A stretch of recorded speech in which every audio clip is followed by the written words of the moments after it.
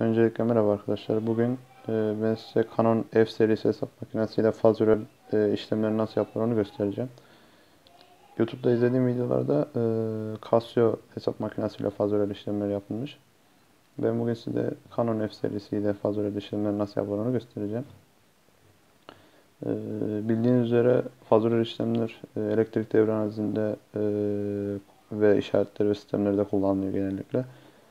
İsterseniz başlayalım. 4.33 J4 Rectangular yani fazöler kısmını istiyor. Onun için şu anda şöyle yapıyoruz. Shift'e basıp polinoma basıp verilen ifade 4.33 virgül J4 kısmının 4'ünü alıp yazdıktan sonra eşittir'e basıyoruz ve 5.89 fazöler kısmına da şöyle buluyoruz. Alfadan Y yapıp 42 derece çıktığını görüyoruz arkadaşlar.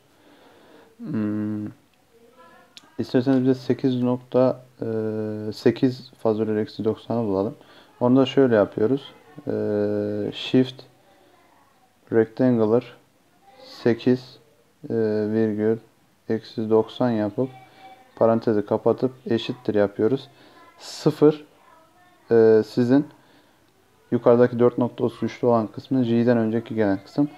Eksi çünkü şu anda da göreceğiniz üzere y eşittir eksi 8 J geliyor.